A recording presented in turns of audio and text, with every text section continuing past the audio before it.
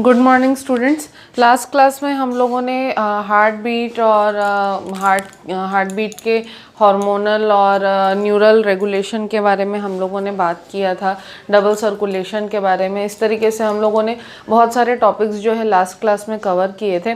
आज का जो हमारा टॉपिक है वो बहुत ही इंटरेस्टिंग है।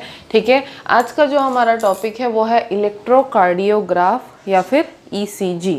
ठीक है, इलेक्ट्रोकार्डियोग्राफ या ECG जो है वो एक तरीके का ग्राफिकल रिप्रेजेंटेशन होता है। किस चीज़ का? हमारा जो कार्डियक साइकिल है। ठीक है, एक कार्डियक साइकिल में हार्ट के अंदर जो भी इलेक्ट्रिकल एक्टिविटी चलती है SA नोड के वजह से या AV नोड के वजह से, तो एक कार्डियक साइकिल में जितनी भी इलेक्ट्रिकल एक्टिविटी हमारे हार्ट में होती है उस इलेक्ट्रिकल एक्टिविटी का ग्राफिकल रिप्रेजेंटेशन होता है ECG। ठीक है, फिर से रिपीट कर रही हूँ, एक कार्डियक साइकिल में हमारे हार्ट में जितनी भी इलेक्ट्रिकल एक्टिविटीज़ चलती हैं उस इलेक्ट्रिकल एक्टिविटी का ग्राफिकल रिप्रेजेंटेशन होता है ECG। ठीक है, ECG यानी कि इलेक्ट्रोकार्डियोग्राफ। ठीक है, अब ECG जो है भाई ये बहुत वाइटल होता है हार्ट पेशेंट्स के कंडीशन में, मतलब जिन किसी को भी हार्ट से रिलेटेड प्रॉब्लम्स होती हैं। ठीक है,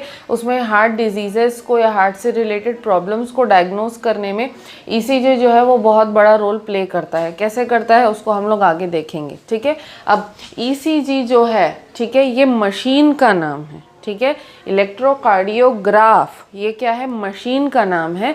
और इलेक्ट्रोकार्डियोग्राफ जो है ग्राफिकल डाटा जो प्रोड्यूस करता है। ठीक है, ये जो ग्राफिकल डाटा है ये एक पेपर के ऊपर प्रोड्यूस होता है। तो जो ग्राफिकल डाटा या ग्राफिकल पैटर्न, ठीक है, जो ECG प्रोड्यूस करता है उस ग्राफिकल पैटर्न को हम लोग कहते हैं इलेक्ट्रोकार्डियोग्राम।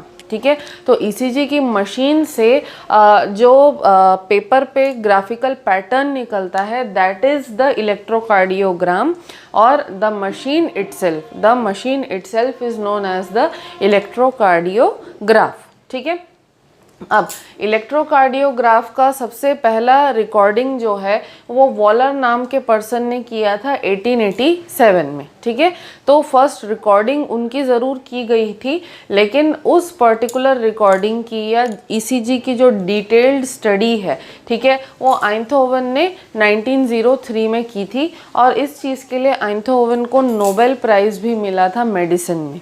ठीक है, तो ये इतना ज़्यादा और इतना इम्पॉर्टेंट है। ठीक है, अब इस चीज़ के लिए आइंथहोवन ने क्योंकि डिटेल्ड इसका डिस्क्रिप्शन दिया था, इसकी डिटेल्ड स्टडी करी थी, तो इसके लिए आइंथहोवन को फादर ऑफ इलेक्ट्रोकार्डियोग्राफी भी कहा जाता है। Einthoven is known as the father of electrocardiography. Okay, now ECG करने के लिए कैसे करना होता है, प्रोसेस क्या होता है? ठीक है, बेसिकली जिस किसी पर्सन का भी ECG निकालना होता है उसको जो है एक बेड के ऊपर या एक सरफेस के ऊपर उसको स्ट्रेट लेटाया जाता है हाथ पैर खोल करके। ठीक है, तो हाथ उनके जो है वो सरफेस पे हॉरिजॉन्टल एकदम रेस्ट के पोजीशन में पड़े रहेंगे इस तरीके से। ठीक है, अब क्या किया जाता है कि पेशेंट के जो रिस्ट्स होते हैं, पेशेंट की जो कलाई होती है, ठीक है, रिस्ट में और उसका जो एंकल होता है, ठीक है, रिस्ट में और एंकल में एक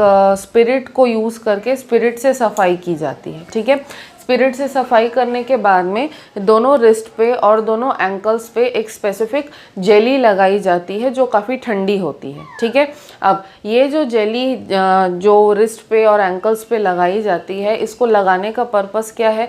इसको लगाने का पर्पस ये है कि रिस्ट्स पे और जो आपके एंकल्स होंगे वहाँ पे इलेक्ट्रोड्स जो है लगाए जाते हैं। ठीक है, वो जो इलेक्ट्रोड्स हैं उनसे प्रॉपर जो है इलेक्ट्रिकल इम्पल्सेस की रिकॉर्डिंग हो, तो उस चीज़ को फैसिलिटेट करने के लिए जेल लगाया जाता है। जेल लगाते हैं, जेल लगा के जैसे कपड़े लगाने की क्लिप होती है ना, कपड़े सुखाने के टाइम पे जो हम लोग क्लिप लगाते हैं, कुछ वैसी ही क्लिप होती है, लेकिन वो क्लिप जो है काफ़ी बड़ी होती है, मतलब इतनी बड़ी करीब करीब वो क्लिप होती है। ठीक है, जनरली प्लास्टिक की बनी हुई क्लिप होती है। तो वो जो क्लिप है उसके अंदर इलेक्ट्रोड जो है वो फिट रहता है, ठीक है।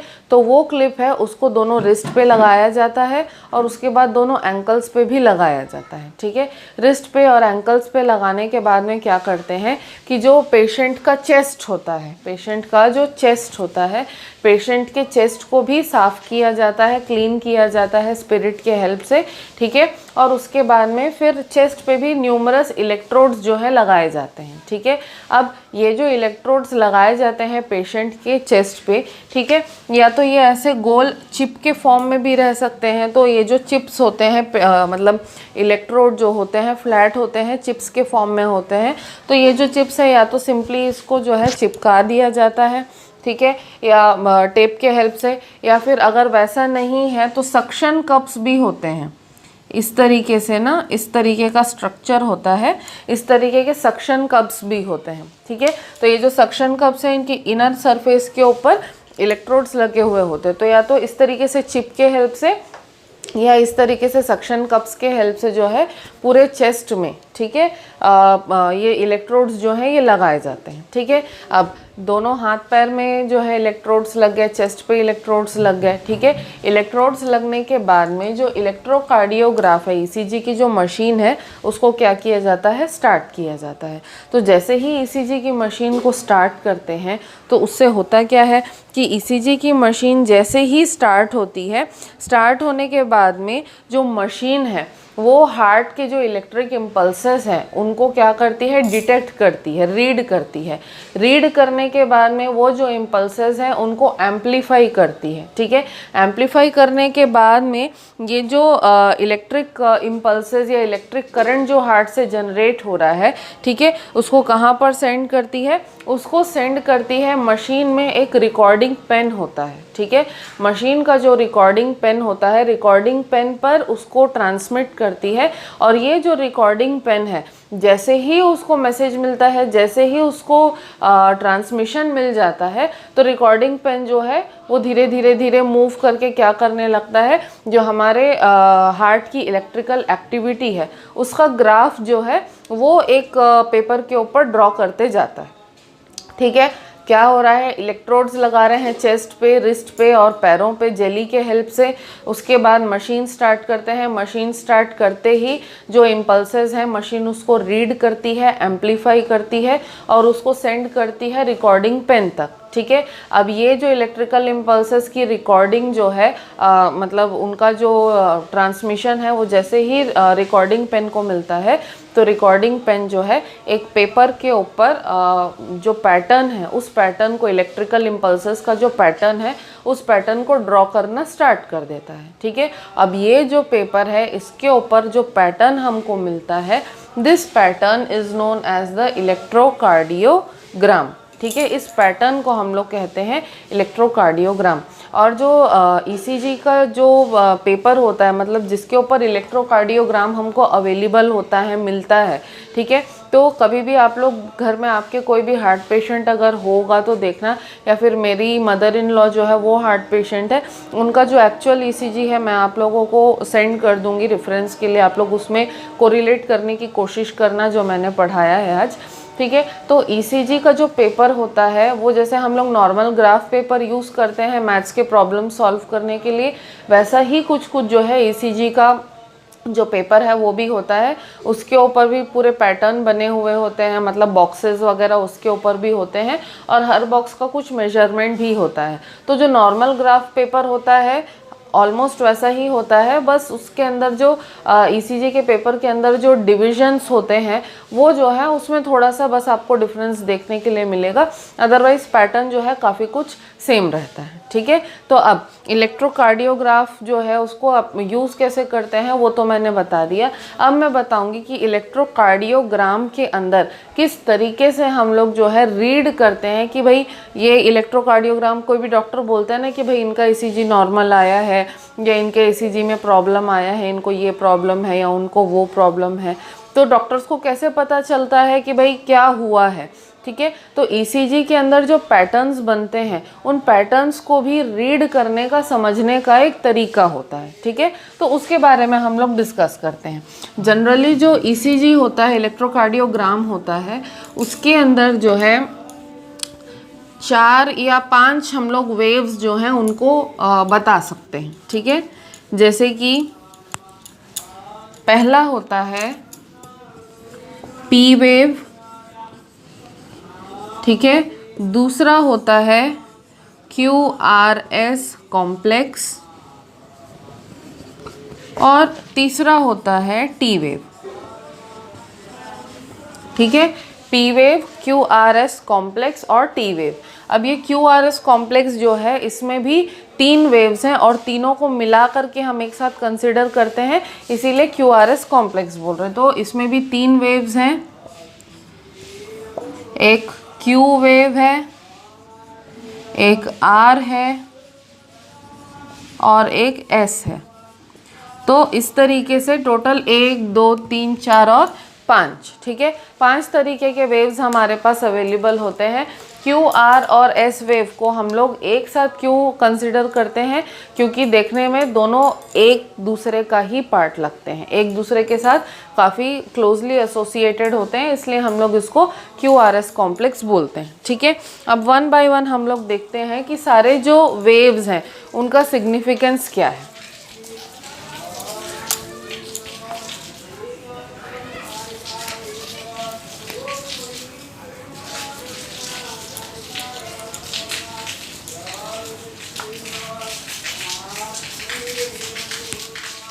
ठीक है, सबसे पहले हम लोग आते हैं पी वेव पे।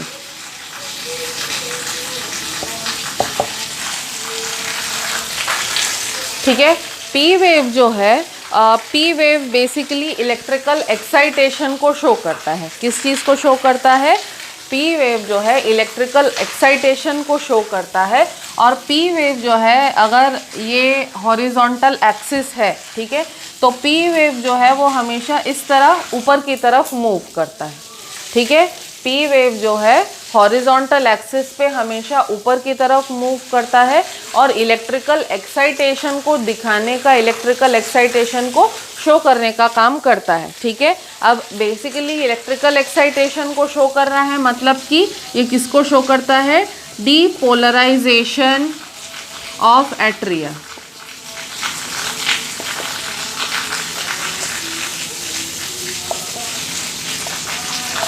It is showing depolarization of atria. Okay, now depolarization of atria का मतलब क्या हुआ? It is showing the spread of the electrical impulse from the SA node throughout the atria. ठीक है, depolarization of atria मतलब SA node से जो impulses निकल रहे हैं उनका स्प्रेड एट्रिया में किस तरीके से हो रहा है उसको शो करने का काम करता है पी वेव, ठीक है। तो पी वेव कैसा है? हॉरिजॉन्टल एक्सिस पे अपवर्ड एक पीक निकलती है पी वेव की, क्या शो करता है? Depolarisation of atria means it is showing the spread of the electrical impulse from the SA node through the atria, ठीक है। अब सेकेंड पे हम लोग आते हैं। सेकेंड है हमारा QRS कॉम्प्लेक्स, ठीक है। QRS कॉम्प्लेक्स में जैसे कि मैंने आप लोगों को बोला कि 3 वेव्स का मिक्सचर है या 3 वेव्स का कॉम्बिनेशन होता है QRS कॉम्प्लेक्स, ठीक है। और QRS कॉम्प्लेक्स जो है वो P वेव के जस्ट 1 सेकेंड के बाद में ही हम लोगों को देखने के लिए मिल जाता है, ठीक है। इसमें क्या होता है कि ये स्टार्ट होता है एक डिफ्लेक्शन से। डिफ्लेक्शन मतलब कि ये P वेव निकला, P वेव के बिल्कुल 1 सेकेंड के बाद में Q वेव जो है वो स्टार्ट होती है और Q वेव जो है वो नीचे की तरफ जाती है, ठीक है। इस तरीके से नीचे की तरफ जाएगी, फिर ऐसे शार्प एक ट्रायंगुलर पीक आएगा ऊपर की तरफ। ये Q था, ये P है, ये Q है, ये R है, ठीक है। Q नीचे की तरफ जाएगा, छोटा सा डिफ्लेक्शन होता है नीचे की तरफ, फिर ऊपर की तरफ जाएगा R और फिर नीचे की तरफ दोबारा से आएगा और ये हो जाएगा आपका S, ठीक है। तो ये Q, R और S क्योंकि आप लोग देख रहे हो एक ही साथ चल रहे हैं, ठीक है, इसीलिए इसको हम लोग QRS कॉम्प्लेक्स बोलते हैं, ठीक है। तो P अपवर्ड होता है, Q डाउनवर्ड होता है, छोटा सा डिफ्लेक्शन, फिर R जो है वो सबसे ऊपर की तरफ जाता है, सबसे हाईएस्ट जाता है ऊपर की तरफ, और फिर S जो है वो फिर नीचे की तरफ डिफ्लेक्ट होता है, ठीक है। तो अब क्यू आर और एस तीनों का काम क्या है, ठीक है। क्यू आर और एस कॉम्प्लेक्स जो है ये क्या शो करता है, ये शो करता है डीपोलराइजेशन ऑफ द वेंट्रिकल्स को, okay. It represents the depolarisation of ventricle.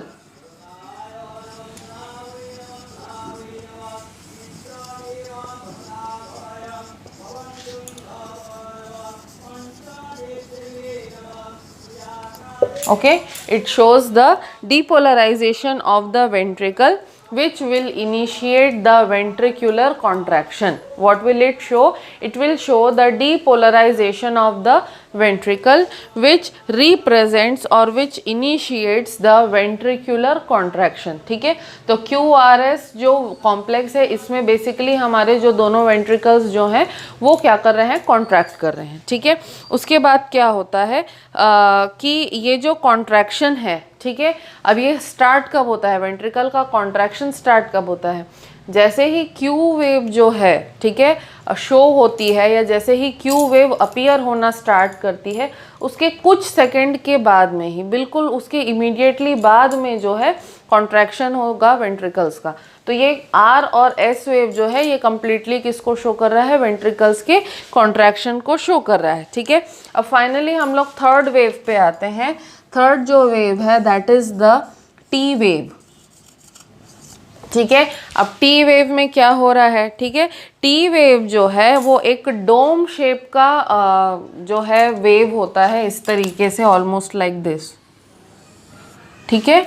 T जो है वो एक डोम शेप का वेव होता है और ये क्या रिप्रेजेंट करता है, ये रिप्रेजेंट करता है वेंट्रिकुलर रीपोलराइजेशन।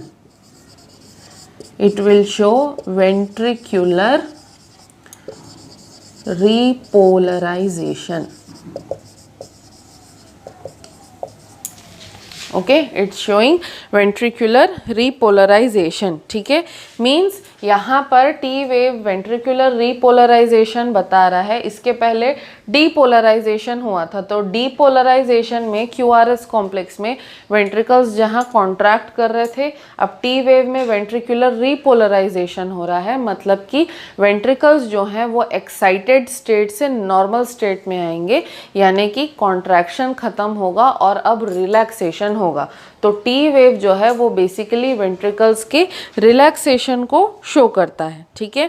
अब ये जो पूरा मैंने आपको बताया कि पी वेव है, क्यूआरएस वेव है और टी वेव है, इनके बीच में एक माना जाता है कि एक आइडियल गैप होता है, ठीक है, कि मतलब पी वेव जो है वो कितने सेकंड का होना चाहिए, पी और क्यू वेव जो है उसके बीच में कितने सेकंड्स का डिफरेंस होना चाहिए, या क्यू आर एस वेव कितने सेकंड्स में ख़त्म होना चाहिए, एस और टी वेव के बीच में कितना गैप होगा, या टी वेव जो है कितने सेकंड्स में ख़त्म होगा।